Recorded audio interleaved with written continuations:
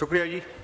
Sir जी, इस budget को तो पहले दिन से हम नहीं मानते और हमारा यही ईमान है कि इस असम्बली में आए हुए लोगों के पास मैंडेट नहीं है, और जब किसी के पास मैंडेट नहीं होता तो उसको आवाम का ख्याल ही नहीं होता।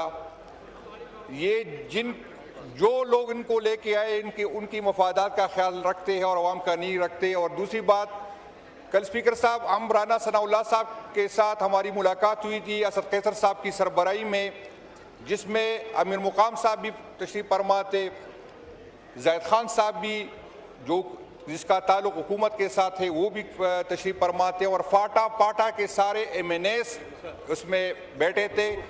और हमारी यही बात थी, आज हमने इस पे जो है उस पर आज पे फाइनेंस बिल पे हमने एक अमेंडमेंट भी डाली है कि फाटा के साथ जो कमिटमेंट रियासत ने की थी वो पूरी नहीं हुई।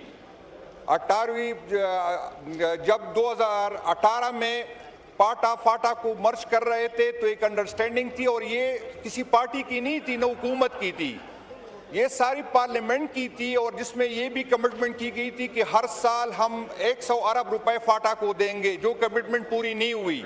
लेकिन वो भी किसी रिटर्न में कुछ नहीं है, लेकिन कमिटमेंट सबको पता था कि ये कमिटमेंट है। इसी तरह की कमिटमेंट ये भी की गई थी कि फाटा को हम 10 साल जो है टैक्स से एग्जम्प्ट करेंगे। तो आज उसकी 10 साल पूरी नहीं हुई, और इस बजट में जो है पाटा की पे जो है सेल्स टैक्स एक्सटेंड कर रहे। तो कल मीटिंग भी हमने इसकी मुखालिफत की, और आज भी हम इस फोरम पे इसकी मुखालिफत करते हैं। पाटा के लोग जो है वो चाहते हैं कि कंट्रीब्यूट करे मुल्क की तरक्की में, लेकिन पहले पाटा के लोगों को तो इस मुकाम पर लेके आओ ताकि वो टैक्स देने के काबिल बन जाए। वहाँ पर तो कोई इनकम नहीं, जब इनकम नहीं है और इस तरह की एक्टिविटी आप करेंगे तो इससे जो ऑलरेडी वहाँ पर जो नई यूनिट बन चुके हैं ये ख़त्म हो जाएंगी। तो पहले तो मैं ये क्लियर कर लूँ कि हम किसी भी टैक्स के हक में नहीं है, और हम असम्बली से बाहर भी इसकी मुखालिफत करेंगे, असम्बली के अंदर भी करेंगे, और हम पाटा के लोगों के साथ खड़े हैं और हर एहतजाज में उसके साथ खड़े होंगे।